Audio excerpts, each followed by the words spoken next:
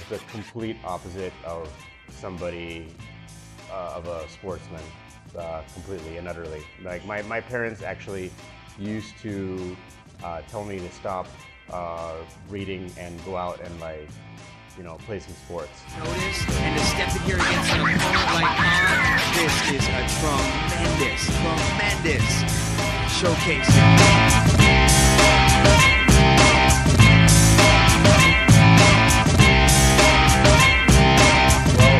I got interested in martial arts and combat sports while I was in the Army. I was in Iraq at the time, and I started reading a lot of books about martial arts and martial arts philosophy. I'd always been a fan of Muhammad Ali, and I was reading stuff about him at the same time, and that time period, and his opposition to the Vietnam War, for example, and felt like I was in a bit of a similar situation.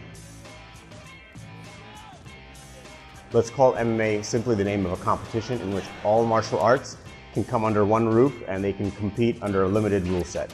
So that someone who has a wrestling background can use their wrestling techniques. Someone with a boxing background can use their boxing techniques. It's where the wrestler and the boxer can meet and see who is better, who would win in that situation. So that's the best way to describe MMA. My favorite moment has to be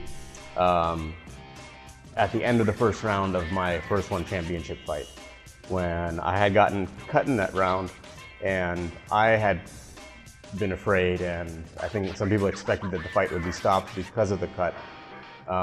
But instead, I turned that situation around in the first round, and that feeling as the round finished and getting up and hearing the crowd and seeing my face on the screen and seeing all the blood and knowing that, okay, like all the time that I put in all this hard work, all the patience, like it's here. I'm here, and I have to fight now, and it's anybody's match, and that feeling was the best. We go to the judges' scorecards, and all three judges see it for your winner via unanimous decision, fighting out of the blue corner, Bashir Ahmed! Look at the elation, just because it was...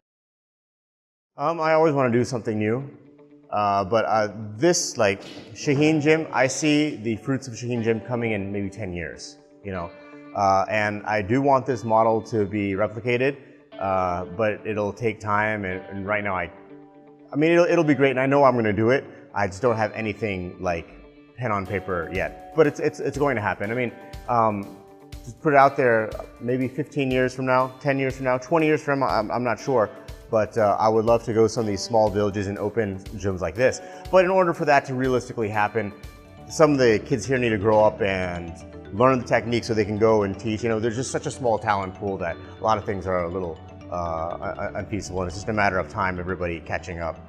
Well, otherwise, like, the vision for this place is to begin teaching the kids as well, like the kids who aren't going to school, for example. Like right now, we do pay for some of the kids' school. In exchange for kids that show interest in coming and are disciplined and are having problems going to school or could maybe go to a better school, we support their education. In exchange for that, they have to keep coming and training regularly. There has to be that balance. So that's something that we do differently, and that's something that I want to take on a much larger level as this place becomes more established. Assalamu alaikum. This is my first trip as WWF Goodwill Ambassador.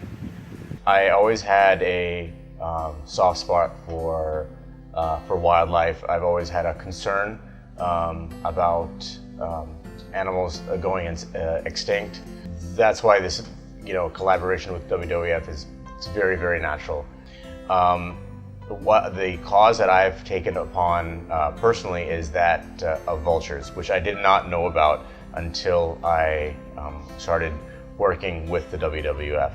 And it's very troubling to see something, an animal that is so essential and so integral to the ecosystem being essentially wiped out, because that's what's happened. Like 95% of vultures are gone, and that is when I visited the breeding center, that's when I made the decision that I would like to just focus on spreading awareness about this particular animal.